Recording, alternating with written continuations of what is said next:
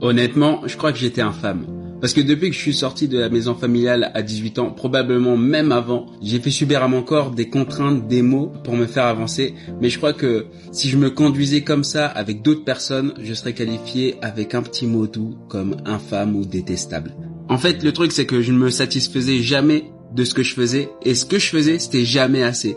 Alors, à peine les objectifs atteints que je pensais déjà au suivant sans même prendre la peine de pouvoir me réjouir de les avoir atteints. À peine réveillé que je gobais mon thé ou mon café et je me mettais au travail. Et à peine réveillé que je courais après l'optimisation du temps, faire tenir dans une journée de 24 heures, 36 heures de travail.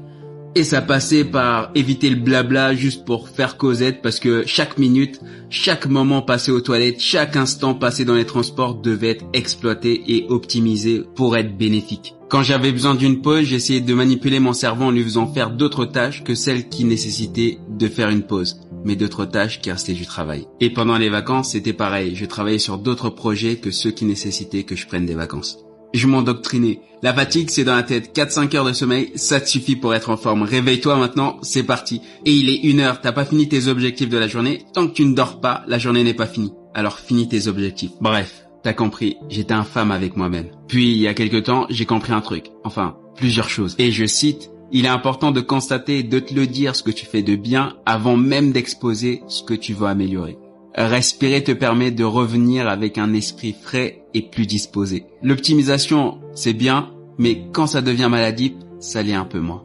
Et puis les pauses, les vacances, c'est fait pour que tu puisses faire des activités qui te permettent de respirer, de te ressourcer.